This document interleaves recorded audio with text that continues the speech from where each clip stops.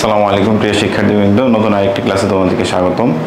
আজকে আমরা পর্যাবৃত্ত ধর্মের বাকি যে টপিকগুলো আছে সেই টপিকগুলো নিয়ে আলোচনা করব। বিগত দিন আমরা ইলেকট্রন আসক্তি, বিগত দিন আয়নীকরণ শক্তি, তারপরে তড়িৎ-ঋণাত্মকতা হয়নি, আয়নীকরণ শক্তি, ধাতুর ধর্ম, এই টাইপের জিনিসগুলো আলোচনা করেছিলাম।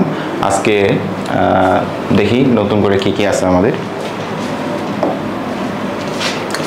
আচ্ছা, প্রথমে হচ্ছে তড়িৎ-ঋণাত্মকতা।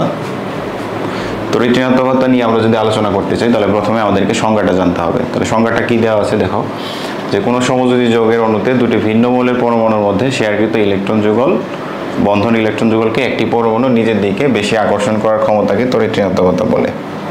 আচ্ছা, প্রথমে আমাদেরকে বুঝতে হবে যে ধাতব বন্ধন কিভাবে গঠিত হয়। ধাতু প্লাস হচ্ছে ধাতু, এই দুইটা মিলে তোমার হয় ধাতব বন্ধন।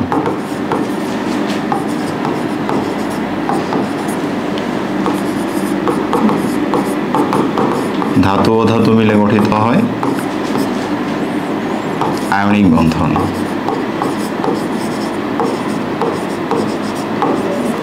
আর অধাতুর সাথে বন্ধন গঠন করে, এটার নাম হচ্ছে সমযোজী বন্ধন।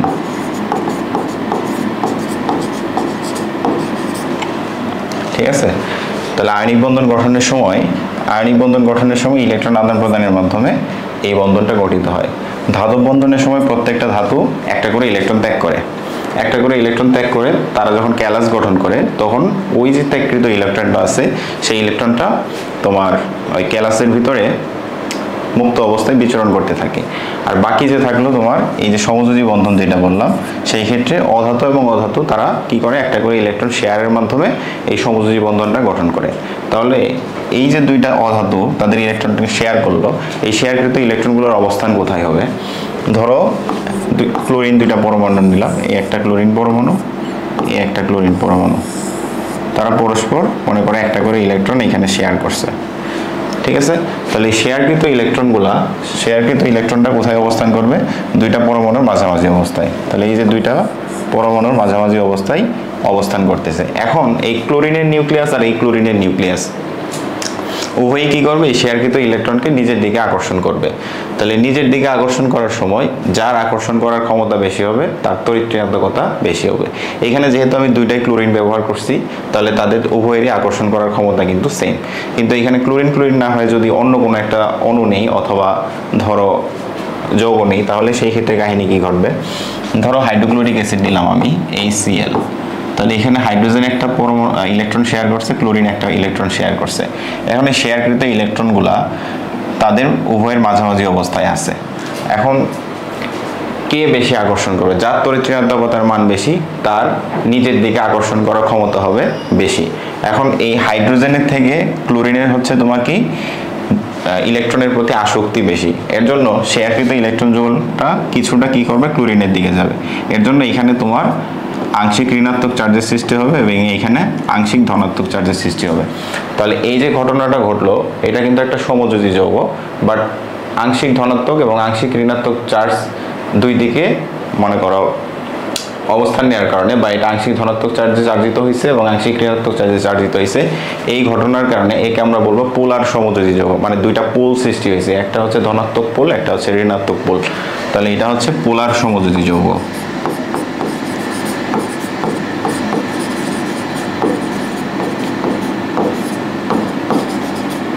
পোলার সমযোজী যৌগ। আচ্ছা, তাহলে বুঝতে পারলাম। আবার এই যে এখানে যেটা ছিল তোমার ক্লোরিন এবং ক্লোরিন, এই যে ক্লোরিন এবং হচ্ছে ক্লোরিন, দুইটার মধ্যে শেয়ারকৃত ইলেকট্রন আছে, শেয়ারকৃত ইলেকট্রনকে উভয় নিজের দিকে সমানভাবে আকর্ষণ করে। এই ক্ষেত্রে কিন্তু দুইটা পোল সৃষ্টি হবে না। তাহলে এটাকে আমরা কি বলবো? অপোলার সমযোজী যৌগ। তাহলে যেখানে পোলের সৃষ্টি হবে সেটা পোলার, যেখানে পোল সৃষ্টি হবে না বা সমানভাবে আকর্ষণ করবে তাকে আমরা বলবো অপোলার সমযোজী যৌগ। তাহলে তড়িৎ-ঋণাত্মকতার কনসেপ্টটা হচ্ছে যে সমযোজী বন্ধন গঠনের সময় পরমাণু কর্তৃক শেয়ারকৃত ইলেকট্রন যুগলকে কোনো পরমাণুর নিজের দিকে আকর্ষণ করার ক্ষমতাকে তড়িৎ-ঋণাত্মকতা বলা হয়। তাহলে এই তড়িৎ-ঋণাত্মকতার ক্ষেত্রেও আবার আমাদের বিভিন্ন নিয়ামকের প্রভাব আছে, যেমন এদের গ্রুপ ভিত্তিক সম্পর্ক আছে, আবার পর্যায়ভিত্তিক সম্পর্ক কিন্তু আছে। তাহলে নিচে এই দুইটা ব্যাখ্যা তোমার দেওয়া আছে, দেখো 1 নাম্বার 2 নাম্বার, যে পরমাণুর আকার বৃদ্ধিতে তড়িৎ ঋণাত্মকতার মান হ্রাস পায়, এটি হচ্ছে গ্রুপ ভিত্তিক সম্পর্ক। এই কথাটা দ্বারা কি বুঝাইছে একটু ব্যাখ্যা করার চেষ্টা করি।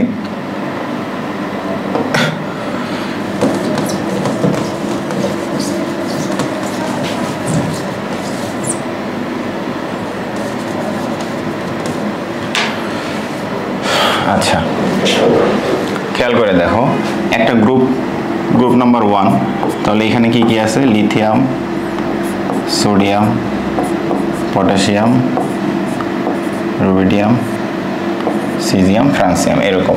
তাহলে এটা হচ্ছে খাট ধাতুর গ্রুপ। এই খাট ধাতুর গ্রুপের ক্ষেত্রে তড়িৎ ঋণাত্মকতা যদি আমরা বিবেচনা করি, দেখো এদের কিন্তু উপর থেকে নিচের দিকে পারমাণবিক আকার কিন্তু বৃদ্ধি পাচ্ছে, তাই না? যদি পারমাণবিক আকার বৃদ্ধি পায় তাহলে তোমার সর্ববহিস্থ কক্ষপথের যে ইলেকট্রন আছে, তাদের সর্ববহিস্থ কক্ষপথের প্রত্যেকটারই একটা করে ইলেকট্রন বিদ্যমান। তাহলে সর্ববহিস্থ কক্ষপথের ইলেকট্রনের প্রতি তাদের আকর্ষণের পরিমাণ কি হবে? আস্তে আস্তে কমতে থাকবে। তাহলে আস্তে আস্তে যদি কমতে থাকে তাহলে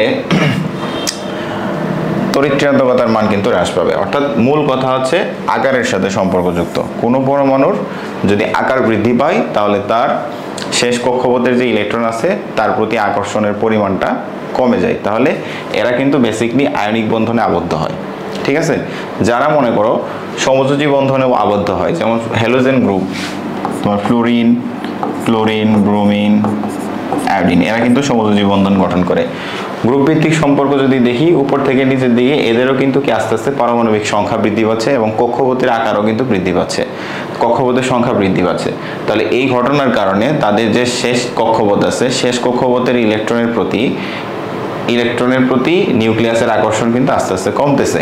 তাহলে উপর থেকে নিচের দিকে পারমাণবিক আকার যদি বৃদ্ধি পায় তাহলে তড়িৎ ঋণাত্মকতার মান কিন্তু হ্রাস পাবে। দ্বিতীয় যেটা আছে, এটা হচ্ছে পর্যায়ভিত্তিক সম্পর্ক, যে নিউক্লিয়াসের চার্জ বৃদ্ধিতে তড়িৎ ঋণাত্মকতার মান বৃদ্ধি পায়। এটা হচ্ছে তোমার পর্যায়ভিত্তিক সম্পর্ক। তাহলে এটা দ্বারা কি বোঝাচ্ছে?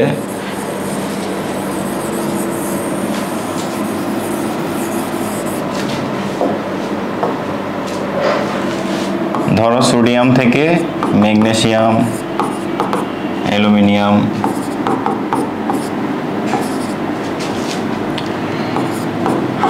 আর্গন, এই একটা পর্যায়ে নিলাম। এই পর্যায়ের ক্ষেত্রে দেখো এটার যদি ইলেকট্রন বিন্যাস করি 1,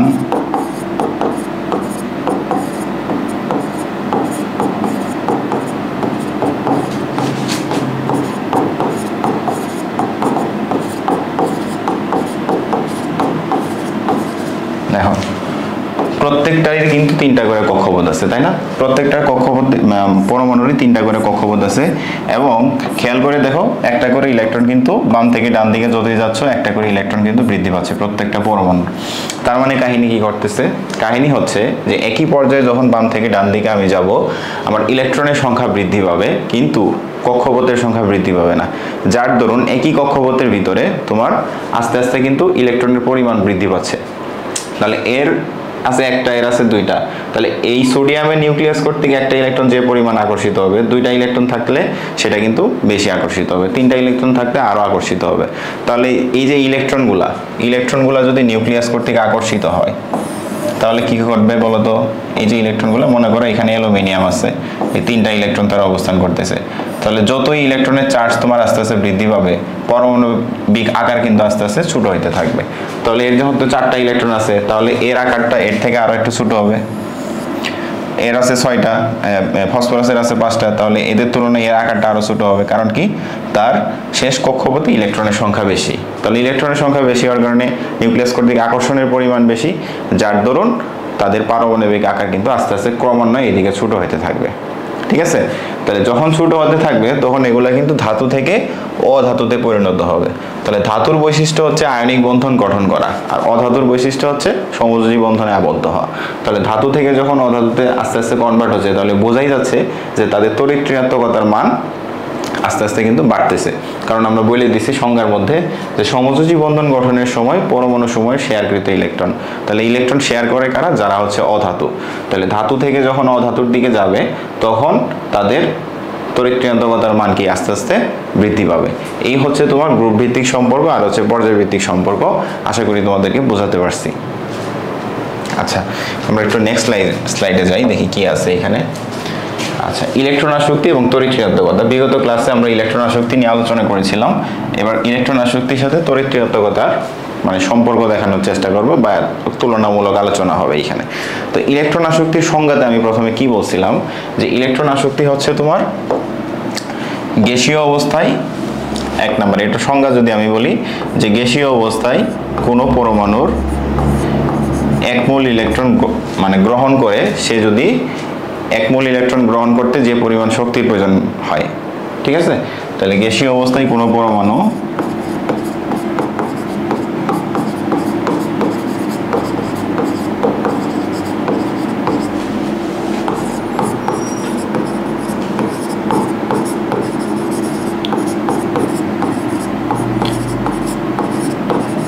এক মোল ইলেকট্রন গ্রহণ করে ঋণাত্মক আয়নে পরিণত হতে, এটা হচ্ছে ঋণাত্মক আয়নে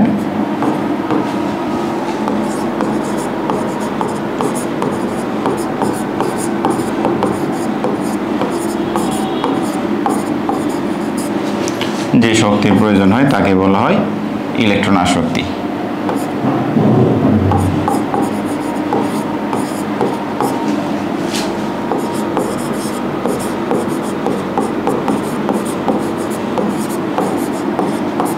যেমন ধরো ক্লোরিন, একটা ইলেকট্রন সে গ্রহণ করে Cl- গঠন করে।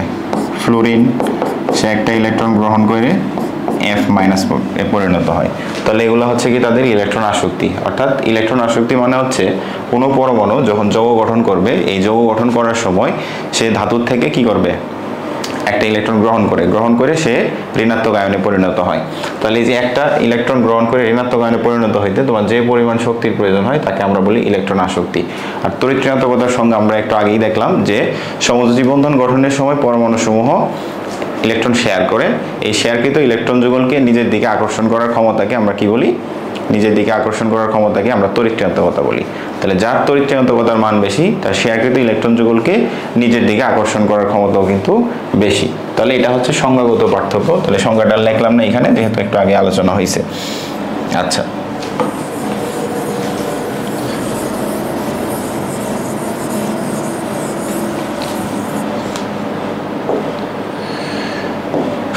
আচ্ছা, গ্রুপ ভিত্তিক সম্পর্ক যদি দেখি,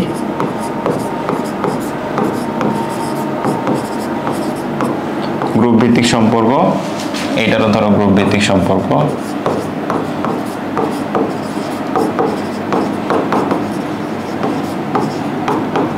উভয়েরই গ্রুপ ভিত্তিক সম্পর্ক তুমি যদি চিন্তা করো, এরাও পারমাণবিক আকারের সাথে সম্পর্ক আছে। কিভাবে সম্পর্কযুক্ত? ইলেকট্রন আসক্তির মান গ্রুপ ভিত্তিক সম্পর্কের ক্ষেত্রে আস্তে আস্তে উপর থেকে নিচের দিকে কমে, উপর থেকে নিচের দিকে কমে। তড়িৎ ঋণাত্মকতার মান উপর থেকে নিচের দিকে কমে। কেন কমে? কারণ হচ্ছে পরমাণুর আকার। যেহেতু পরমাণুর আকার উপর থেকে নিচের দিকে ইলেকট্রন সংখ্যা বৃদ্ধি পাওয়ার কারণে পরমাণুর আকার বৃদ্ধি পায়, এর জন্য তাদের ইলেকট্রন আসক্তির মান কিন্তু আস্তে আস্তে কমতে থাকে। তাহলে সম্পর্কযুক্ত হচ্ছে পারমাণবিক আকারের সাথে।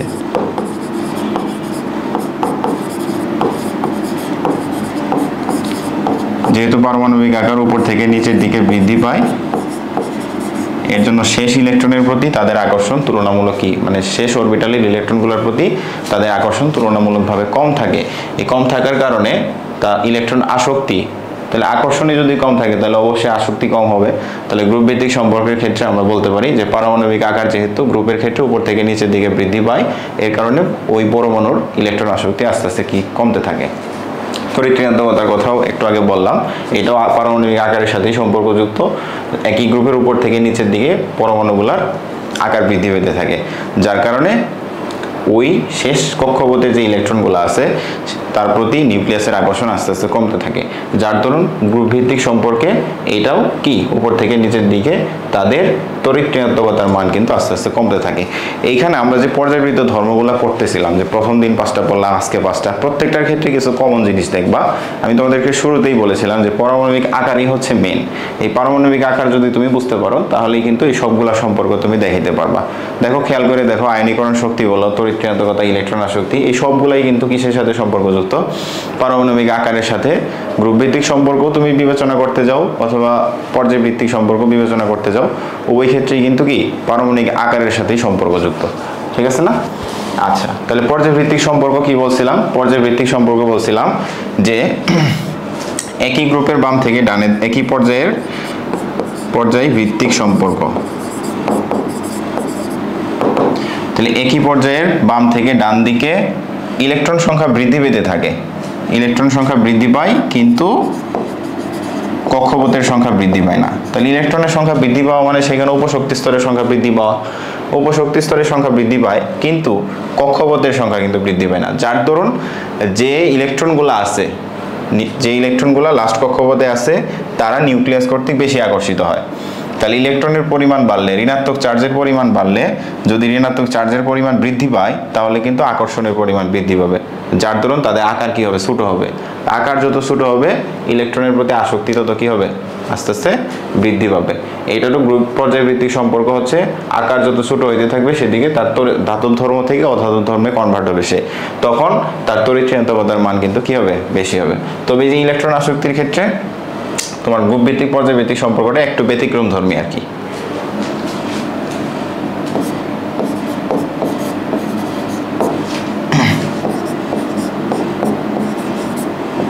তাহলে এটাও কিন্তু ধাতব ধর্ম অধাতব ধর্মের সাথে সম্পর্কযুক্ত। একই পর্যায়ের ক্ষেত্রে বাম থেকে ডান দিকে যায়, ধাতু থেকে অধাতুতে পরিণত হয়। যারা অধাতু আছে যৌগ গঠনের সময় তারা কিন্তু ইলেকট্রনের প্রতি বেশি আকর্ষণ প্রদর্শন করে, যার দরুন তাদের ইলেকট্রন আসক্তির মান কিন্তু বেশি। আচ্ছা, আরেকটা পয়েন্ট হচ্ছে যে ইলেকট্রন আসক্তির মান ধনাত্মক হইতে পারে, ঋণাত্মক হইতে পারে অথবা শূন্য হইতে পারে, কিন্তু এই তড়িৎ ঋণাত্মকতার মান ধনাত্মক ব্যতীত অন্য কিছু হবে না। এটা হচ্ছে একটা পয়েন্ট। যেমন ধরো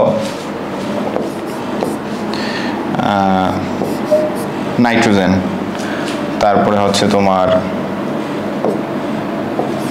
কার্বন, নাইট্রোজেন, এই দুইটাই বলি। এই ক্ষেত্রে তোমার কার্বন নিলা, নাইট্রোজেন নিলা, তাহলে এদের তড়িৎ ঋণাত্মকতার মান যা হবে, এদের অর্থাৎ এদের তড়িৎ ঋণাত্মকতার মান তোমার ধনাত্মক, অবশ্যই ধনাত্মকই হইতে হবে, কিন্তু এদের যে তড়িৎ ঋণাত্মকতা ইলেকট্রন আসক্তির মান আছে এটা কিন্তু ঋণাত্মক হইতে পারে, আবার কিন্তু ধনাত্মক হইতে পারে অথবা শূন্য হইতে পারে। ঠিক আছে? আচ্ছা,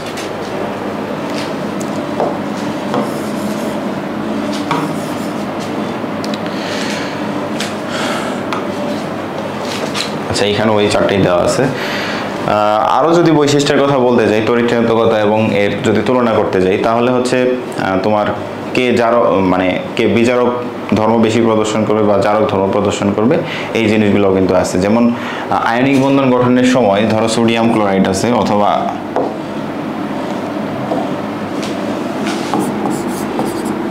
ধরো সোডিয়াম ক্লোরাইড আছে, এর কিন্তু ইলেকট্রন ত্যাগ করার প্রবণতা বেশি। ঠিক আছে? আর এর হচ্ছে ইলেকট্রন গ্রহণ করার প্রবণতা বেশি। তাহলে যে ইলেকট্রন ত্যাগ করে সে হচ্ছে কি বিজারক, আর যে ইলেকট্রন গ্রহণ করে সে হচ্ছে কি জারক, তাই না? তাহলে একটা পরমাণু অবশ্যই ইলেকট্রন ত্যাগ করবে আর একটা ইলেকট্রন গ্রহণ করবে। তাহলে গ্রহণ করে ইলেকট্রন আসক্তি যার বেশি সে অবশ্যই জারক ধর্ম বেশি প্রদর্শন করবে। ঠিক আছে? তাহলে যার ইলেকট্রন আসক্তির মান বেশি সে তত বেশি সবল জারক, এই কথাটা যাতে মাথায় থাকে। আচ্ছা, তড়িৎ ঋণাত্মকতার ক্ষেত্রে শেয়ারকৃত ইলেকট্রন যুগলকে নিজের দিকে আকর্ষণ করার ক্ষমতা। তাহলে যদি শেয়ারকৃত ইলেকট্রন যুগল কোনো একটা পরমাণু নিজের দিক বেশি আকর্ষণ করে তাহলে সেই দিকে তোমার ঋণাত্মক পোলের সৃষ্টি হবে, আর যে পরমাণু তুলনামূলক কম চার্জ বিশিষ্ট থাকবে সেটাকে সেইখানে তোমার ধনাত্মক পোলের সৃষ্টি হবে।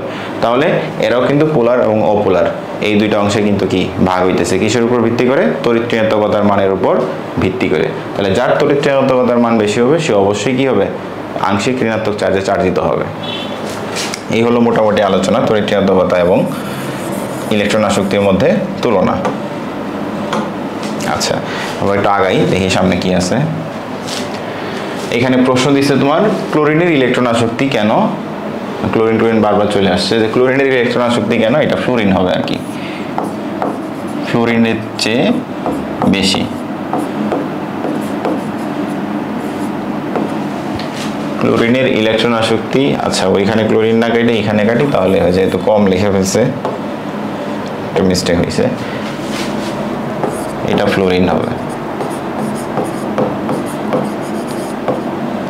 ফ্লোরিনের ইলেকট্রন আসক্তি ক্লোরিনের চেয়ে কেন কম এটা ব্যাখ্যা করতে বলছে। তাহলে ফ্লোরিন আর ক্লোরিনের ফার্স্ট অফ অল আগে আমরা ইলেকট্রন বিন্যাসটা করে ফেলি, তাহলেই বুঝতে পারবো যে কেন কম বেশি।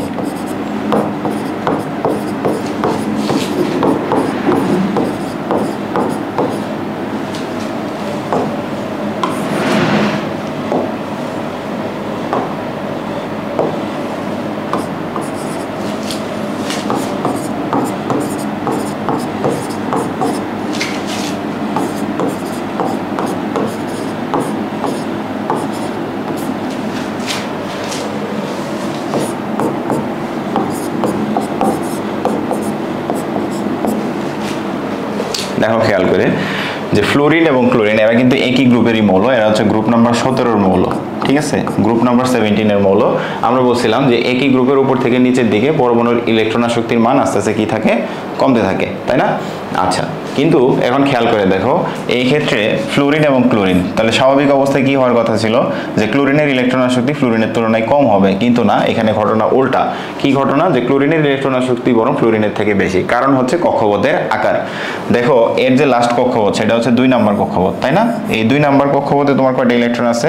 7টা, ঠিক আছে। 2 নম্বর কক্ষপথের ইলেকট্রন ধারণ ক্ষমতা হচ্ছে 8, তার মধ্যে এখানে আছে তোমার 7। Okay fine. এবার ক্লোরিনের কথা চিন্তা করো, এর 3 নম্বর কক্ষপথ, মানে শেষ কক্ষপথটা হচ্ছে কত?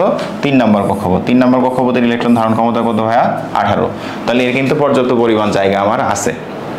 এখন এই ছোট একটা জায়গার মধ্যে 7টা ইলেকট্রন থাকা এর থেকে তুলনামূলক একটু বড় জায়গাতে 3 নম্বর কক্ষপথ, তার থেকে আকার অবশ্যই বড়। তাহলে বড় জায়গাতে যদি ইলেকট্রন কয়টা আছে? 7টা, তাহলে ইলেকট্রন বেগের ঘনত্ব কার বেশি? অবশ্যই ফ্লোরিনের ইলেকট্রন বেগের ঘনত্ব বেশি। ছোট জায়গাতে এর ইলেকট্রন বেগের ঘনত্ব বেশি, যার কারণে এর কিন্তু ইলেকট্রনের প্রতি আকর্ষণ ক্লোরিনের তুলনায় কম। ইলেকট্রন বেগের ঘনত্ব বেশি। তাহলে যেহেতু এর অলরেডি অনেকগুলো ইলেকট্রন আছে, ছোট একটা জায়গাতে 7টা ইলেকট্রন আছে, তো স্বাভাবিকভাবেই অন্য একটা ইলেকট্রনের প্রতি ফ্লোরিন কিন্তু ক্লোরিনের মতো আকর্ষণ প্রদর্শন করবে না, যার কারণে এটা একটা ব্যতিক্রম যে ক্লোরিন অবশ্যই ফ্লোরিনের থেকে বেশি ইলেকট্রন আসক্তি প্রকাশ করবে, যদিও ক্লোরিনের অবস্থান গ্রুপের মধ্যে ফ্লোরিনের থেকে নিচে অবস্থিত, ঠিক আছে। তাহলে পরীক্ষার মধ্যে কিন্তু এটা এমসিকিউ হিসেবে আসে, অনেকেই ভুল করে। তাহলে ইলেকট্রন আসক্তি কার বেশি? ফ্লোরিনের তুলনায়। এটা হচ্ছে ব্রোমিন, এটা হচ্ছে আয়োডিন। তাহলে এটা হচ্ছে ক্রম, পরীক্ষায় এমসিকিউ আসলে ভুল করা যাবে না। এই হচ্ছে এমসিকিউ, ঠিক আছে। পরীক্ষার মধ্যে ফ্লোরিনটা আগে দিয়ে দেয়, ক্লোরিনটা পরে দেয়, অনেকে এই গ্রুপ ভিত্তিক সম্পর্ক বিবেচনা করতে গিয়ে ওই ভুলটা করে ফেলে, ঠিক আছে। এই কাজ করা যাবে না। তাহলে হচ্ছে গিয়ে বুঝলাম যে ইলেকট্রন বেগের ঘনত্বের কারণে ছোট জায়গার মধ্যে যেহেতু ফ্লোরিনের ইলেকট্রন বেগের ঘনত্ব বেশি, যার কারণে সে ক্লোরিনের তুলনায় কম ইলেকট্রন আসক্তি প্রকাশ করে। এটা ঢাকা বোর্ড 15 সালে আসছিল। এই বোর্ডের মধ্যে তোমার 2-একটা ট্রিকি কোশ্চেন থাকে, এগুলো একটু লিখে দিলেই শেষ। আচ্ছা, দেখি কি আছে। এবার হচ্ছে ধাতব ধর্ম নিয়ে আমরা একটু আলোচনা করছিলাম যে ধাতব ধর্ম কি জিনিস। আচ্ছা, ধাতব ধর্ম বোঝার আগে ধাতব বন্ধনটা একটু বুঝি। ধাতব বন্ধন কি বলছিলাম? ধাতু এবং ধাতুর মধ্যে যে বন্ধন তাকে বলি আমরা ধাতব বন্ধন। ধাতু প্লাস ধাতুর মধ্যে যে বন্ধন তাকে বলা হয় ধাতব বন্ধন। এই ধাতব বন্ধনে প্রত্যেকটা ধাতু একটা করে ইলেকট্রন ত্যাগ করে, প্রত্যেকটা ধাতু একটা করে ইলেকট্রন ত্যাগ করে। মনে করো সোডিয়ামের একটা ক্যালাস আছে, তার মানে কি এখানে সবগুলাই সোডিয়াম, সবগুলাই হচ্ছে সোডিয়াম প্লাস। এই যে প্রত্যেকটা সোডিয়াম তোমার একটা করে ইলেকট্রন ত্যাগ করলো, এই ইলেকট্রনগুলা কি করে? এই ইলেকট্রনগুলা এই ক্যালাসের ভিতরে তোমার মুক্তভাবে বিচরণ করতে থাকে। অর্থাৎ তখন পার্টিকুলারলি বোঝার কোনো উপায় নাই যে কোন সোডিয়াম কোন ইলেকট্রনটা ত্যাগ করছে, ঠিক আছে। আচ্ছা, তাহলে এটা গেল নর্মাল আলোচনা। এবার ধাতব ধর্ম বোঝার চেষ্টা করি আমরা। ধাতব ধর্ম হচ্ছে ধাতুর একটা ধর্ম। তাহলে আমরা 2টা ধাতব গ্রুপ নেই, যেমন ধরো গ্রুপ 1, গ্রুপ হচ্ছে 2, একটা ধাতুর গ্রুপ, ক্ষার ধাতুর গ্রুপ, আর একটা হচ্ছে মৃৎক্ষার ধাতুর গ্রুপ। আচ্ছা, এটারও গ্রুপ ভিত্তিক সম্পর্ক, পর্যায়ভিত্তিক সম্পর্ক অবশ্যই আছে। গ্রুপ ভিত্তিক সম্পর্ক কি? গ্রুপ 1 এর কথা ধরলে lithium, sodium, potassium, rubidium, caesium. আচ্ছা, আরবি ওই গতবার মনে আরইউ লিখছিলাম। তাহলে উপর থেকে নিচের দিকে তুমি যখন যাবা, এদের কিন্তু ধাতব ধর্ম আস্তে আস্তে বৃদ্ধি পেতে থাকবে, মানে তাদের ক্ষারকত্ব বৃদ্ধি পাবে। ধাতব ধর্ম বৃদ্ধি পাবে কিভাবে? দেখো, উপর থেকে তুমি যখন নিচের দিকে যাবা, এইটাও পরমাণুর আকারের সাথে সম্পর্কযুক্ত। এখানেও আকার তোমার বৃদ্ধি পাবে। আকার বৃদ্ধি পাওয়ার পর লাস্ট কক্ষপথে যে ইলেকট্রন আছে, অবশ্যই নিউক্লিয়াস থেকে সিজিয়ামের ইলেকট্রনটা অধিক দূরত্ব অবস্থিত কার তুলনায়? লিথিয়ামের তুলনায়। তাহলে অবশ্যই এর কিন্তু ইলেকট্রন ত্যাগ করার প্রবণতা বেশি। তাহলে এটা সহজে ইলেকট্রন ত্যাগ করে একটা যৌগে কিন্তু আবদ্ধ হইতে পারে বা যৌগ গঠন করতে পারে। তাহলে উপর থেকে নিচের দিকে যখন আমি যাব পারমাণবিক আকার আমার আস্তে আস্তে বৃদ্ধি পাবে, যার কারণে তার কিন্তু ধাতব ধর্ম আস্তে আস্তে কি পাবে, বৃদ্ধি পাবে। এবার তাহলে পর্যায়ভিত্তিক সম্পর্ক কি হবে? পর্যায়ভিত্তিক সম্পর্কও ওই আগের কাহিনী, একই পর্যায়ের বাম থেকে ডান দিকে গেলে কক্ষপথের সংখ্যা বৃদ্ধি পায়, কক্ষপথের সংখ্যা বৃদ্ধি পায় এবং এগুলা ধাতু থেকে আস্তে আস্তে কিসে প্রকাশ পায়? ধাতু থেকে অধাতুতে কনভার্ট হতে থাকে, ধাতু থেকে অধাতুতে প্রকাশ। ঠিক আছে, তার মানে তখন ইলেকট্রন ত্যাগ করার প্রবণতা থেকে, ধাতুর প্রবণতা কি? ইলেকট্রন ত্যাগ করা। তখন ইলেকট্রন ত্যাগ করার প্রবণতা থেকে ইলেকট্রন গ্রহণ করার প্রবণতা কিন্তু আস্তে আস্তে বৃদ্ধি পাবে, এই যে ধাতু থেকে আস্তে আস্তে অধাতুতে প্রকাশ পাচ্ছে। তাহলে গ্রুপ ভিত্তিক সম্পর্ক হচ্ছে যে একই গ্রুপের উপর থেকে নিচের দিকে ধাতুসমূহের ধাতব ধর্ম আস্তে আস্তে বৃদ্ধি পায়।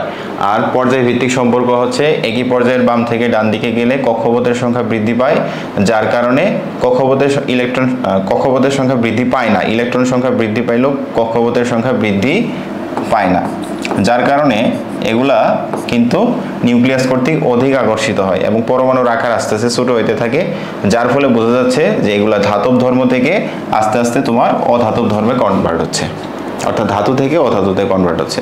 মানে একটার আগে ইলেকট্রন ত্যাগ করার প্রবণতা ছিল, এখন আস্তে আস্তে ইলেকট্রন গ্রহণ করার প্রবণতা কিন্তু বৃদ্ধি পাচ্ছে। এই হচ্ছে ধাতব ধর্মের বৈশিষ্ট্য। আচ্ছা, এবার এই যে এখানে দেখো যে মৌলের রাসায়নিক ধর্মের উপর আয়নীকরণ শক্তি এবং ইলেকট্রন আসক্তির প্রভাব। ইলেকট্রন আসক্তি, আয়নীকরণ শক্তি আমি বিগত দিন আলোচনা করেছিলাম। এবার ইলেকট্রন আসক্তি এবং আয়নীকরণ শক্তির উপর কি কি প্রভাব আছে এগুলো একটু দেখি। এখানে লেখছে যে মৌলের আয়নীকরণ শক্তির মান যত কম হবে মৌলটির ধাতব ধর্ম তত প্রবল হবে এবং বিজারণ ক্ষমতা তত বেশি হবে। এই যে কথাগুলো কিন্তু বুঝতে হবে, খুবই ইম্পর্টেন্ট কথা, এখানে কিন্তু গুলায় ফেলে অনেকে। এই যে বিজারণ ক্ষমতা মানে যৌগটা যত বেশি ধাতু হবে, এই যে দেখো সিজিয়াম, এই যে এখানে ক্রমটা দিয়ে দিছে, caesium, rubidium, potassium, sodium, lithium. তার মানে সবচেয়ে এই পাঁচটার মধ্যে কার ধাতব ধর্ম বেশি? এই পাঁচটার মধ্যে সিজিয়ামের কিন্তু ধাতব ধর্ম বেশি, তার তুলনায় রুবিডিয়ামের একটু কম, তারপরে পটাশিয়াম, সোডিয়াম, লিথিয়াম। এখন যত বেশি ধাতব ধর্ম প্রবল হবে তত বিজারণ ক্ষমতা। বিজারণ ক্ষমতা মানে কি? অন্য একটা পরমাণুকে বিজারিত করার ক্ষমতা, মানে নিজে জারিত হবে কিন্তু অন্যকে কি করবে? বিজারিত করবে। যেমন এই প্রত্যেকটাই, যেমন সোডিয়াম, পটাশিয়াম, এরা কি করে? যখন যৌগ গঠন করে এরা কিন্তু পটাশিয়াম প্লাসে পরিণত হয়। তার মানে কি? পটাশিয়াম প্লাস, এটা হচ্ছে সোডিয়াম প্লাস। তার মানে বোঝা যাচ্ছে কি এরা ইলেকট্রন ত্যাগ করে নিজে বিজারক, অর্থাৎ ইলেকট্রন ত্যাগ করে বিধে এরা হচ্ছে বিজারক এবং তাদের যে প্রক্রিয়া সেই নামটা হচ্ছে জারণ প্রক্রিয়া। তাহলে নিজে জারিত হয়, অন্যকে বিজারিত করে। তাহলে তুমি যখন উপর থেকে নিচের দিকে আসবা এর আয়নীকরণ শক্তির মান কি হবে আস্তে আস্তে বলো তো? আয়নীকরণ শক্তির মান আস্তে আস্তে কিন্তু কমবে। এর জন্য ধাতব ধর্ম কি হবে? প্রবল হবে।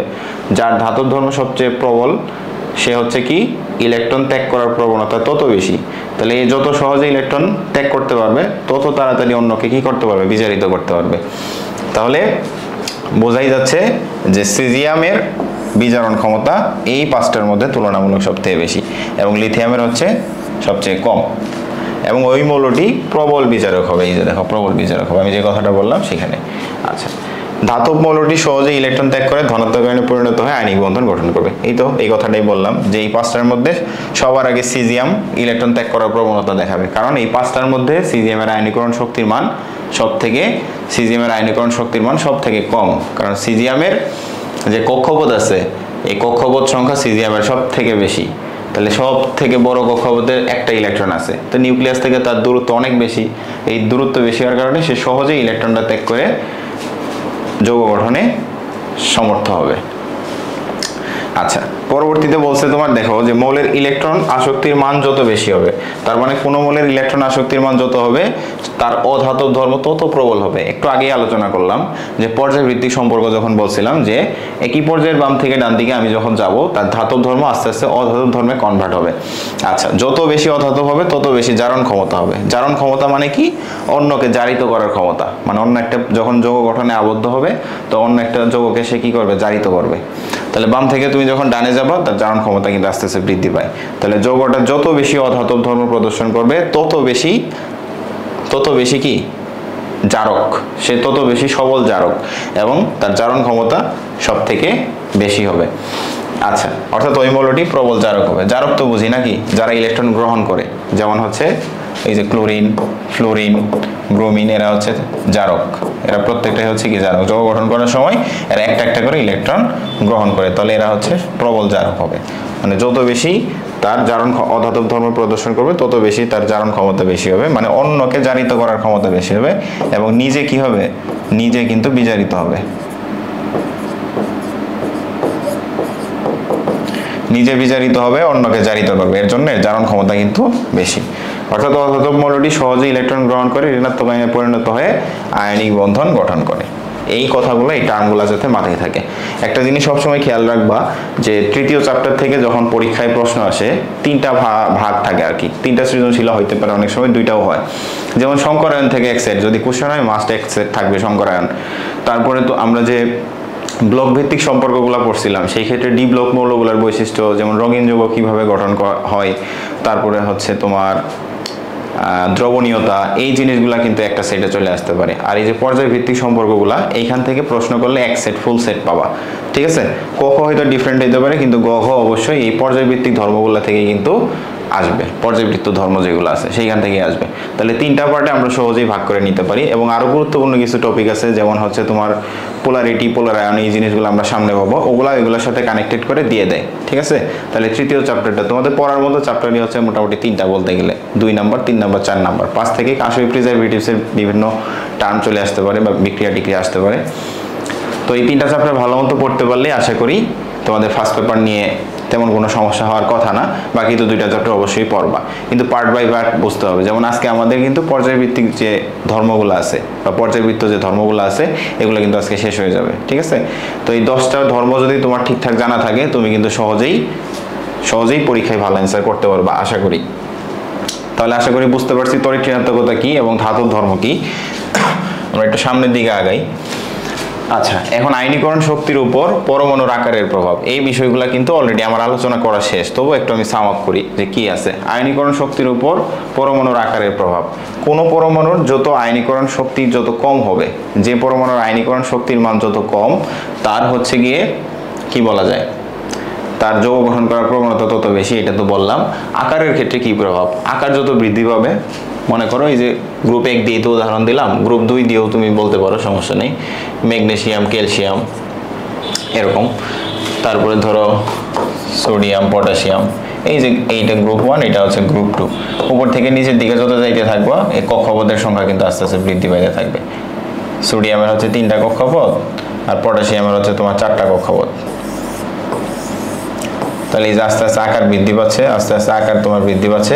আকার বৃদ্ধি পাওয়ার কারণে শেষ কক্ষপথের যে ইলেকট্রন আছে তার প্রতি নিউক্লিয়াস থেকে তার দূরত্ব কিন্তু অনেক বেশি হওয়ার কারণে তার আয়নীকরণ, অর্থাৎ এই যে ইলেকট্রনটা আছে তাকে সহজেই ত্যাগ করার প্রবণতা বেশি। তার মানে আয়নীকরণ শক্তির মান কিন্তু কমবে। তাহলে আকার যত বড় হবে, তার আয়নীকরণ শক্তির মান তত কম হবে। মানে সহজ কথায় বলতে গেলে, আকার যত বড় হবে সে তত তাড়াতাড়ি ইলেকট্রন ত্যাগ করতে পারবে, ত্যাগ করে ইলেকট্রন যৌগ গঠনে আবদ্ধ হবে। এরপর হচ্ছে আয়নীকরণ শক্তির উপর উপশক্তি স্তরের প্রভাব। এই জিনিসগুলো আমি আলোচনা করছি যে উপশক্তি স্তর কখন বৃদ্ধি পাবে। তুমি এটা হচ্ছে পর্যায়ভিত্তিক সম্পর্ক। তুমি যখন বাম থেকে ডান দিকে যাও, তখন তোমার ইলেকট্রনের সংখ্যা বৃদ্ধি পায়, কিন্তু তোমার কি বৃদ্ধি পায় না, ইলেকট্রনের সংখ্যা বৃদ্ধি পায়, কিন্তু কক্ষপথের সংখ্যা কিন্তু বৃদ্ধি পায় না। যেমন অ্যালুমিনিয়াম নিয়ে যদি আমি বলি, ধরো অ্যালুমিনিয়ামের আছে কত, 1s2, 2s2, 2p6, 3s2, 3p1। Phosphorus নেও, এটা হচ্ছে অ্যালুমিনিয়াম। ফসফরাস যদি নেই, তাহলে এই পর্যন্ত ধরো 2p6, এরপর আছে কত, 3s2, 3p15, তো 8, 10, আর হচ্ছে গিয়ে তোমার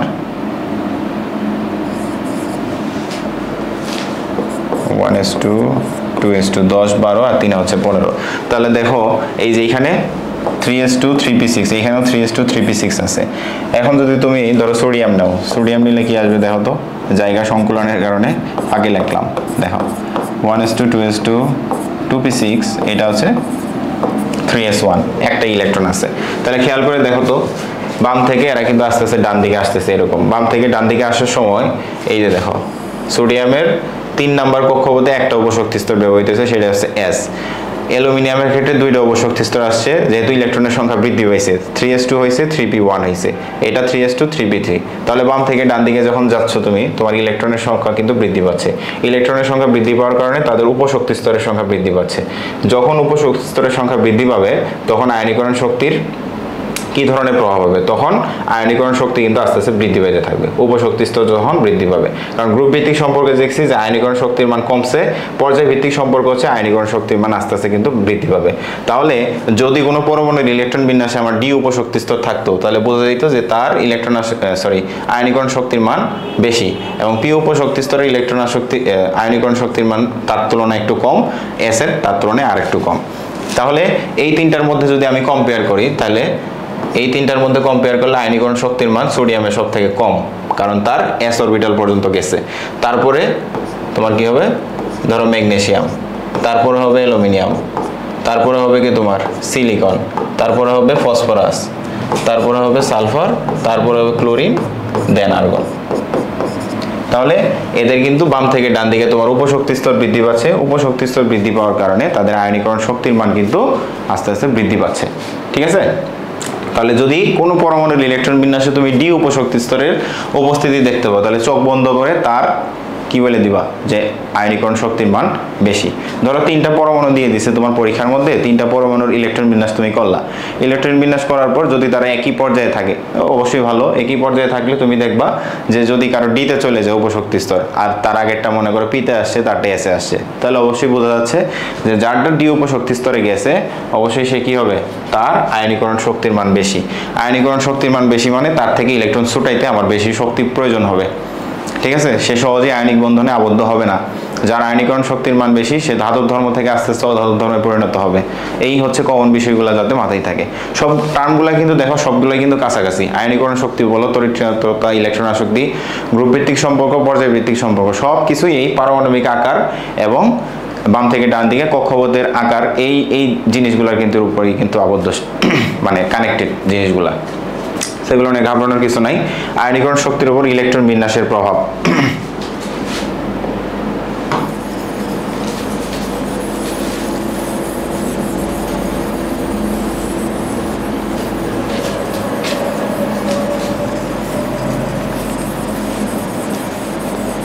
আচ্ছা, ইলেকট্রন বিন্যাসের প্রভাব বলতে গেলে আমরা দেখব যে ইলেকট্রন বিন্যাস করার পর যদি তুমি দেখো যে অর্ধপূর্ণ বা পূর্ণ অবস্থায় আছে অরবিটালগুলা, ঠিক আছে? ইলেকট্রন বিন্যাসের প্রভাবটা হচ্ছে, ধরো নাইট্রোজেন নিছো আর হচ্ছে অক্সিজেন নিছো। নাইট্রোজেনের ইলেকট্রন বিন্যাস করে দেখো তুমি 1s2 2s2 2p হচ্ছে কত? 3, আর এটা হচ্ছে তোমার 1s2 2s2, এটা হচ্ছে 2p4। ওকে, তাহলে এটা যদি একটু ভেঙে লিখি তাহলে 2px2 2py1 2p হবে z1, আর এটা হবে তোমার 2px1 2pz1। তাহলে p এর সর্বোচ্চ ইলেকট্রন ধারণ ক্ষমতা হচ্ছে তোমার 6 এর অর্ধেক হচ্ছে তোমার 3, আর এটা আছে তোমার 4। তাহলে আমরা বলছিলাম যে অর্ধপূর্ণ বা পূর্ণ অবস্থায় অরবিটাল সমূহ অধিকতর সুস্থিতিশীল। তাহলে ন্যাচারালি কিন্তু সোডিয়াম কিন্তু সুস্থিতিশীল অবস্থায় আছে, কার তুলনায়? অক্সিজেনের তুলনায়। তাহলে ইলেকট্রন বিন্যাস করার পরেও কিন্তু আমরা দেখতে পাচ্ছি যে তোমার যদি অর্ধপূর্ণ অবস্থায় থাকে তাহলে তার আয়নীকরণ শক্তির মান তুলনামূলক বেশি হবে, মানে তার থেকে তুমি একটা ইলেকট্রন সরাই নিতে চাইলে তাকে তোমার বেশি শক্তি দিতে হবে। কিন্তু এই যে অক্সিজেন দেখতেছো এখানে, এই অক্সিজেন থেকে যদি একটা ইলেকট্রন তুমি ত্যাগ করো, একটা ইলেকট্রন ত্যাগ করলে কিন্তু অবশেষ নাইট্রোজেনের মতো আকৃতি লাভ করবে। তখন একটা ইলেকট্রন গেলে এখানে পি অরবিটালে 3টা থাকবে, তখন তার আকৃতি হবে কি? তোমার নাইট্রোজেনের মতো। তাহলে বোঝাই যাচ্ছে যে এই দুইটার মধ্যে কিন্তু তোমার নাইট্রোজেন বেশি সুস্থিতিশীল। তাহলে এটা আমরা কখন বুঝতে পারবো? যে ইলেকট্রন বিন্যাসের উপর। তাহলে ইলেকট্রন বিন্যাস করার পরেও কিন্তু আমরা বুঝতে পারি যে তার আয়নীকরণ শক্তির কম বেশি হবে কিনা, এই জিনিসটাই আর কি। নেক্সট স্লাইডে যাই। এখানে আছে ইলেকট্রন আসক্তির উপর পরমাণুর আকারের প্রভাব। এগুলো অলরেডি আলোচনা করা শেষ আমাদের। যে ইলেকট্রন আসক্তি, পরমাণুর আকার যত বৃদ্ধি পাবে আস্তে আস্তে, তত ইলেকট্রন আসক্তির পরিমাণ কিন্তু কমতে থাকবে, ঠিক আছে না? আর ইলেকট্রন আসক্তির মান তখন বৃদ্ধি পাবে যখন পরমাণুর আকার আস্তে আস্তে ছোট হবে। তাহলে এইটা ওই আলটিমেটলি গ্রুপ ভিত্তিক সম্পর্ক এবং পর্যায় ভিত্তিক সম্পর্ককেই কিন্তু নির্দেশ করতেছে। তাহলে বাম থেকে ডান দিকে পরমাণুর আকার কমে, পরমাণুর আকার কি? আকার হচ্ছে কমে, এটা হচ্ছে বাম থেকে ডান দিকে, এর জন্য ইলেকট্রন আসক্তি বেশি।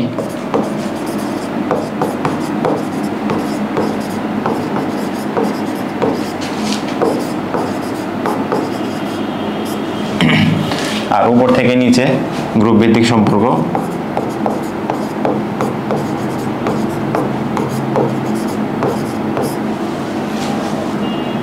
উপর থেকে নিচের দিকে কমে, কি কমে? ইলেকট্রন আসক্তির মান, ইলেকট্রন আসক্তি। এটা হচ্ছে গ্রুপ ভিত্তিক সম্পর্ক, এটা হচ্ছে পর্যায় ভিত্তিক সম্পর্ক। কারণ আকার এইদিকে আস্তে আস্তে কি থাকে? কমতে থাকে, আর এইদিকে আকার আস্তে আস্তে বৃদ্ধি পেতে থাকে। ঠিক আছে, তাহলে আকার বৃদ্ধি পায়।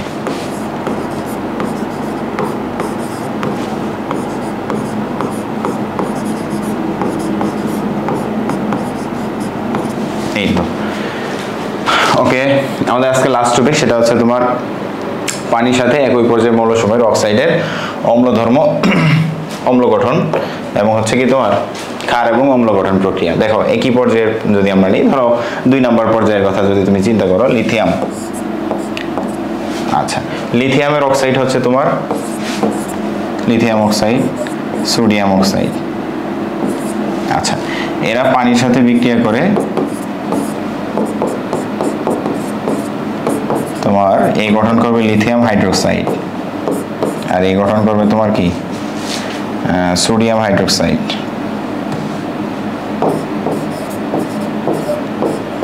তাহলে অবশ্যই কি এরা পানিতে বিয়োজিত হবে, পানিতে বিয়োজিত হয় লিথিয়াম প্লাস আর হচ্ছে তোমার OH মাইনাস, আর এটা হবে কি তোমার সোডিয়াম প্লাস আর হচ্ছে OH মাইনাস। তাহলে লিথিয়াম অক্সাইড এবং হচ্ছে সোডিয়াম অক্সাইড উভয় পানির সাথে বিক্রিয়া করে সবল ক্ষার উৎপন্ন করে, যে লিথিয়াম অক্সাইড আর হচ্ছে সোডিয়াম অক্সাইড, এরা কিন্তু ক্ষার ধর্ম প্রদর্শন করলো। তাহলে আচ্ছা, আবার ধরো 2 নম্বর পর্যায়ে বেরিলিয়াম নিলা আর 3 নম্বর পর্যায়ে তুমি ম্যাগনেসিয়াম নিলা। এই বেরিলিয়াম আর ম্যাগনেসিয়াম এরা কিন্তু এদের অক্সাইড হচ্ছে, এটা বেরিলিয়াম অক্সাইড, এটা হচ্ছে ম্যাগনেসিয়াম অক্সাইড। এরা পানির সাথে কোনো বিক্রিয়ায় অংশগ্রহণ করে না, কারণ তারা পানিতে অদ্রবণীয়। কথাটা যাতে মাথায় থাকে, কি বললাম? যে বেরিলিয়াম অক্সাইড এবং হচ্ছে ম্যাগনেসিয়াম অক্সাইড এরা পানির সাথে বিক্রিয়ায় অংশগ্রহণ করে না।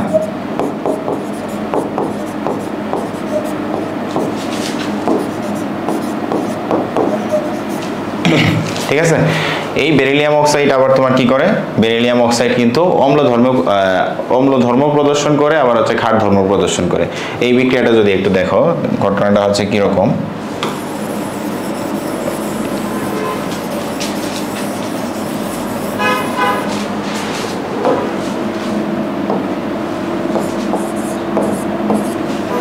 বেরিলিয়াম অক্সাইড, আচ্ছা, এটা হাইড্রোক্লোরিক অ্যাসিডের সাথে বিক্রিয়ায় তোমার কি উৎপন্ন করে?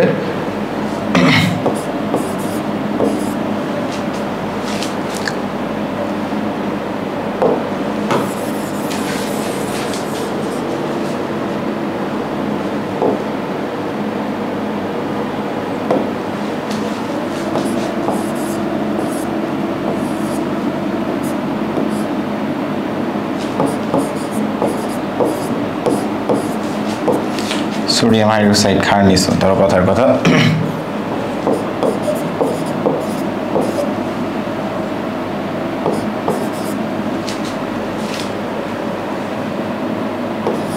সোডিয়াম বেরিলেট আর হচ্ছে তোমার পানি উৎপন্ন করে। তাহলে এটা কি হিসেবে বিক্রিয়া করলো? এটা হচ্ছে তোমার অ্যাসিড রূপে বিক্রিয়া করছে, আর এটা হচ্ছে তোমার ক্ষার। তাহলে এটার একটা ধর্ম এখানে অ্যাসিডিক ধর্ম প্রকাশ পেয়েছে, তখন ক্ষারের সাথে বিক্রিয়া করে সোডিয়াম বেরিলেট লবণ উৎপন্ন করছে আর হচ্ছে পানি উৎপন্ন করছে। বিক্রিয়া মনে করো সমতা করা হয়নি। আচ্ছা, এবার এটা যখন হাইড্রোক্লোরিক অ্যাসিডের সাথে বিক্রিয়া করবে তোমার, তখন কি উৎপন্ন করবে? বেরিলিয়াম ক্লোরাইড আর হচ্ছে পানি। তাহলে একবার তোমার অ্যাসিড হিসেবে বিক্রিয়া করতেছে, আর একবার ক্ষার হিসেবে বিক্রিয়া করতেছে। এখানে তোমার অ্যাসিড রূপে, আর এখানে তোমার ক্ষারক রূপে বিক্রিয়া করতেছে। তাহলে এটা কি উভধর্ম প্রকাশ পেল না? অবশ্যই উভধর্মের ধর্ম প্রদর্শন করছে। অ্যালুমিনিয়ামে কিন্তু তোমার অ্যালুমিনিয়ামের যে অক্সাইড আছে সেও কিন্তু তোমার উভধর্মের প্রদর্শন করে। অ্যালুমিনিয়াম অক্সাইড এটাও তোমার একবার অ্যাসিডের সাথে বিক্রিয়া করে লবণ পানি উৎপন্ন করে, একবার ক্ষারের সাথে বিক্রিয়া করে লবণ পানি উৎপন্ন করে। তাহলে তুমি একটা জিনিস খেয়াল করবা যে একই পর্যায়ের বাম থেকে ডান দিকে যখন তুমি যাচ্ছ, তখন দেখবা ধাতুর ধর্ম থেকে আস্তে আস্তে অধাতুর ধর্মের প্রকাশ পাচ্ছে। প্রথমে কিন্তু তীব্র ক্ষার গঠন করলো পানির সাথে বিক্রিয়া, পানির অক্সাইড। তারপরে বেরিলিয়াম অক্সাইড পানির সাথে বিক্রিয়া করলো না, তারপরে আবার অ্যাসিড এবং ক্ষারের সাথে বিক্রিয়া করে কিন্তু লবণ পানি উৎপন্ন করছে। তার মানে ধাতব ধর্ম থেকে আস্তে আস্তে কিন্তু কনভার্ট হচ্ছে। যেমন অ্যালুমিনিয়াম অক্সাইড, এটাও কিন্তু উভধর্মী ধর্ম প্রদর্শন করে, মানে উভধর্মী বৈশিষ্ট্য প্রদর্শন করে। তারপরে সিলিকন অক্সাইড, ফসফরাস, এগুলা কিন্তু আস্তে আস্তে কি অধাতব ধর্মে প্রকাশ পায়। ঠিক আছে? আচ্ছা, যেমন ধরো sodium chloride, sodium oxide, magnesium oxide, তারপরে ধরো silicon oxide, phosphorus penta oxide, sulphur di oxide অথবা সালফার ট্রাই অক্সাইড, তারপরে হচ্ছে তোমার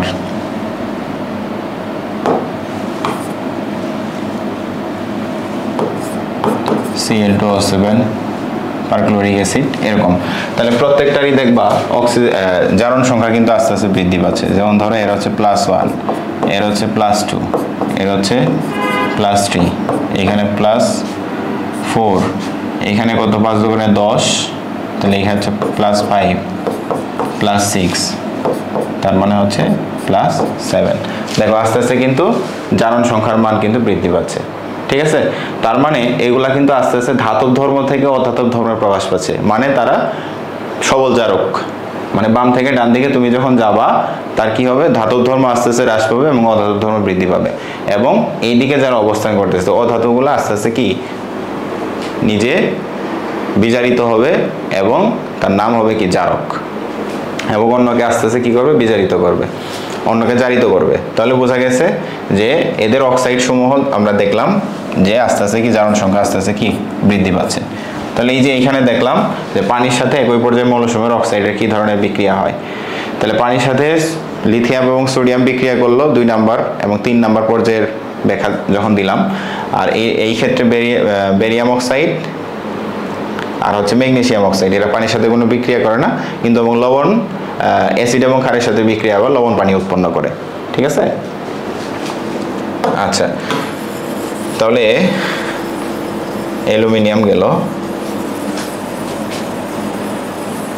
এই হলো মোটামুটি আমাদের, এগুলা আপাতত বই পড়লে বুঝতে পারবো বাকিটা যে কি বলা আছে।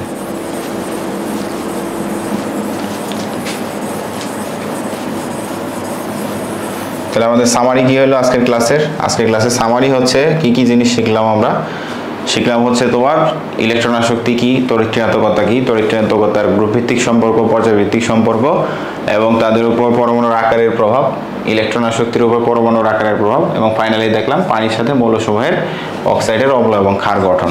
তাহলে এই ক্ষেত্রে কি দেখলাম যে বাম থেকে ডান দিকে যখন আমি যাচ্ছি, তখন অক্সাইডের ধর্মগুলা আস্তে আস্তে কি হচ্ছে, ধাতব ধর্ম থেকে, মানে প্রবল ক্ষারকত্ব প্রকাশ করার প্রবণতা থেকে আস্তে আস্তে কিন্তু অম্ল ধর্ম বেশি প্রকাশ করছে। ঠিক আছে? এই যে বিষয়গুলো আস্তে আস্তে কিন্তু আমাদেরকে জানতে হবে। ঠিক আছে? তো আজকে ক্লাস এই পর্যন্তই, আশা করি বুঝতে পারছো সবাই। সবাইকে ধন্যবাদ। আসসালামু আলাইকুম।